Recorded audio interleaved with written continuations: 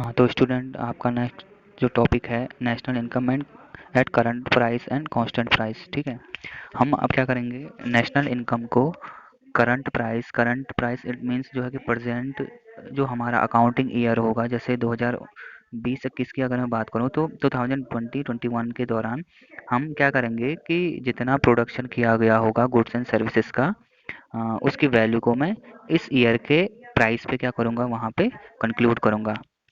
इस ईयर के प्राइस पे इन द सेंस मतलब यहाँ इस ईयर में गुड्स एंड सर्विसेज के प्राइसेस कितने होंगे, उस प्राइस पे मैं टोटल वैल्यू को कंप्यूट करूँगा।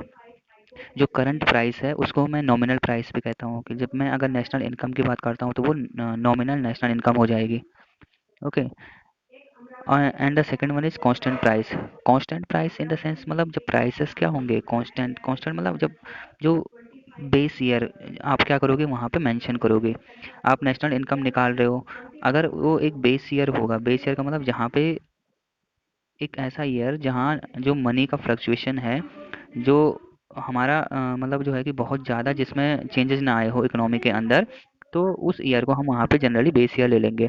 तो एक ऐसा ईयर जहाँ बहुत ज़्यादा जो है कि इकोनॉमिक फ्लक्चुएशंस ना आए हों, वो हमारा बेस ईयर या कांस्टेंट प्राइस जो है हमारा मेंशन हो जाएगा। इनका डिटेल एक्सप्लेनेशन अगर देखें तो डिटेल एक्सप्लेनेशन क्या हो जाएगा, national income eight current price. National income eight current price मतलब करंट प्राइस पे किस तरीके से हो जाएगा, it is the money value of final goods and services produced by normal resident of a country. अब नेशनल इनकम की अगर मैं बात कर रहा हूँ तो इसमें मैंने जैसे बताया था कि नॉर्मल जो रेजिडेंट है किसी भी कंट्री का, उसने एक अकाउंटिंग ईयर के दौरान कितनी वैल्यू का गुड्स एंड सर्विसेज को क्या किया है, प्रोड्यूस किया है, और उसको मैं मनी के फॉर्म में रिप्रेजेंट कर रहा हूँ, तो कितने मनी जो है मनी को क्या किया उसने वहाँ पे उसका प्रोडक्शन किया है गुड्स एंड सर्विसेज के थ्रू। तो मैं करंट प्राइस पे देख रहा हूँ, it means price of the current year यानी कि जिस ईयर में मैं हूँ उस ईयर के प्राइस के अकॉर्डिंग ही जितना जो है टोटल वैल्यू जो है कि कंप्यूट की गई होगी हमारे द्वारा। Okay, then the next one is, हाँ अभी इसके एग्जांपल की अगर बात करें, इन 20 2020 1 lakh units are to be produced and current market value at the rate 10 per unit। 2020 की अगर बात करें, मान लो कोई भी प्रोड्यूसर जो है वो 1 लाख यूनिट का क्या करता है, प्रोडक्शन करता है। 1 लाख यूनिट का प्रोडक्शन कैसे कर रहा है, ईच यूनिट का जो प्राइस है वो कितना है, उससे निकलने वाली जो मार्केट जो मनी वैल्यू है वो कितनी है, 10 रुपीज़ है। उसका प्राइस उसने फिक्स कर दिया 10 रुपीज़। 10 रुपीज़ के प्राइस पे जो है कि 1 लाख यूनिट क्या कर रहा है, प्रोड्यूस कर रहा है। तो टोटल कितनी इनकम जनरेट हुई है, तो income y is equal to be, इसका फॉर्मूला क्या हो जाएगा, income y is equal to be price multiply by quantity produced. कितना उसका प्राइस है उसको मल्टीप्लाई कर देंगे क्वांटिटी के साथ, तो वो हमारा इनकम का फॉर्मूला बन जाता है। और इनकम को जनरली क्या करते हैं, वाई से रिप्रेजेंट करते हैं। वाई मतलब यील्ड, यील्ड क्या होता है कि टोटल जो ओवर वैल्यू को क्या कर रहा है, रिप्रेजेंट कर रहा है। और जनरली अगर इनकम की बात करें तो आई है इसका, हम आई से इसको रिप्रेजेंट नहीं करेंगे, क्यों, जनरली इन्वेस्टमेंट के लिए ही आई का यूज़ किया जाता है। और इनकम क्या होता है, यील्ड यानी कि ओवरऑल मैंने बताया था सैलरी और इनकम अगर डिफरेंशिएट करना हो किस तरीके से करेंगे, तो ये ओवर या टोटल की ग्रॉस की बात कर रहा है, टोटल की बात कर रहा है।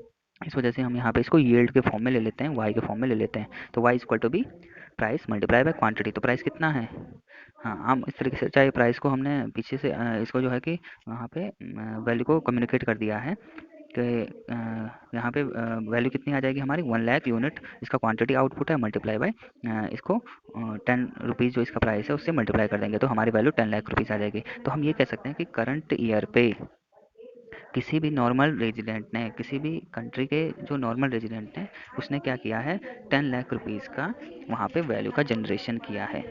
ठीक, तो ये तो नेशनल इनकम था। अब अगर जीडीपी की बात करूँ मैं, कि करंट प्राइस पे किसी भी कंट्री की जीडीपी क्या होती है, तो if GDP is taken at current price then it will be known as nominal GDP.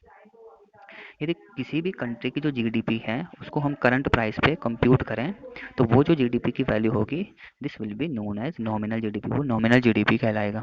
Nominal का मतलब जो हमारा जो करंट प्राइस है, और करंट प्राइस क्या होगा, मान लो अगर हम कंपेयर करेंगे 2020 के प्राइस को 2000 के प्राइस से, तो 2000 से जब आप बढ़ गए हो अभी 2020 में, तो आप देखते हो कि प्राइस क्या हो रहे हैं, धीरे धीरे किसी भी गुड्स एंड सर्विसेज के हाई होते जा रहे हैं, इंक्रीज करते जा रहे हैं।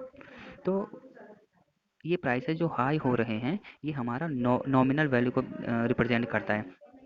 जब ये नॉमिनल वैल्यू होती है तो इट मीन्स हम यहाँ पे एक्चुअल जीडीपी की बात नहीं कर सकते। ये कैसी जीडीपी हो जाएगी? नॉमिनल, जो हमने करंट प्राइस पे लिया है। It is also known as nominal national income. तो जो ये इनकम, इस जीडीपी से जो इनकम हमने अर्न की होगी वही हमारी क्या हो जाएगी? नॉमिनल नेशनल इनकम हो जाएगी। तो नॉमिनल नेशनल इनकम क्या होती है? जिस इनकम को हम क्या करते हैं, या जो गुड्स एंड सर्विसेज प्रोड्यूस किए हैं उसकी वैल्यू को हम क्या कहाँ पे जाके देखते हैं? जो हमारा करंट प्राइस होता है, जो प्रेजेंट प्राइस होता है। तो ये करंट प्राइस का था। नेक्स्ट है national income eight constant price. अब कांस्टेंट प्राइस पे किस तरीके से करेंगे? It is the money value of final goods and services. ये मनी वैल्यू है किसका? फाइनल गुड्स एंड सर्विसेज की मनी वैल्यू है produced by normal resident of a country. किसी भी कंट्री के नॉर्मल रेजिडेंट ने एक साल के अंदर एक अकाउंटिंग ईयर के दौरान जितनी मनी वैल्यू के गुड्स एंड सर्विसेज प्रोड्यूस किए होंगे, measured at the price of the base year. यदि हम उसको बेस ईयर के प्राइस पे कंप्यूट करेंगे तो वो हमारा क्या कहलाएगा? हमारी नेशनल इनकम कहलाएगी। कहाँ? At constant price. वो जो कि हमने कांस्टेंट प्राइस पे लिया होगा। नेशनल इनकम को करंट प्राइस पे लिया था, यानी कि जो प्रेजेंट में जो प्राइसेस होंगे गुड्स एंड सर्विसेज के, उसी पे वैल्यू को ऐड करते जाएंगे। ठीक। और कांस्टेंट प्राइस पे यानी कि जो हमारा एक बेस ईयर होगा, उस बेस ईयर पे हम क्या करेंगे? वहाँ पे उसके अकॉर्डिंग ही क्या करेंगे? गुड्स एंड सर्विसेज की वैल्यू को कंप्यूट करेंगे। अब बेस ईयर कैसे हो जाएगा? Base year should be free from price fluctuation. जो बेस ईयर होगा वो प्राइस, उसमें प्राइस का फ्लक्चुएशंस नहीं होने चाहिए, यानी कि बहुत ज़्यादा प्राइस में चेंज ना आया हो, या एक ही साल के अंदर वो ईयर ऐसा नहीं होना चाहिए कि अभी मान लो जनवरी के महीने में एक बिस्किट के पैकेट का प्राइस 10 रुपीज़ था और नवंबर दिसंबर आते आते 40 रुपीज़ हो गया। तो प्राइसेस बहुत ज़्यादा इंक्रीज़ हो गए हैं ना। तो डिफ़र नहीं करना चाहिए प्राइस को बहुत ज़्यादा। हाँ, और या जिसमें जो है कि डिजास्टर या कोई नेचुरल जो कैलेमिटीज़ होती हैं ये ना हुई हो, या रिसेशन की प्रॉब्लम ना आई हो इकोनॉमी के अंदर, जितने भी इकोनॉमिक जो एक्टिविटीज़ हैं वो उनमें बहुत ज़्यादा जो है कि इफ़ेक्ट ना हुआ हो, तो वो मतलब वो ईयर कैसा होना चाहिए? नॉर्मल ईयर होना चाहिए, जहाँ जितने भी सारे जो है कि मनी या प्राइस फ्लक्चुएशंस ना हुए हों।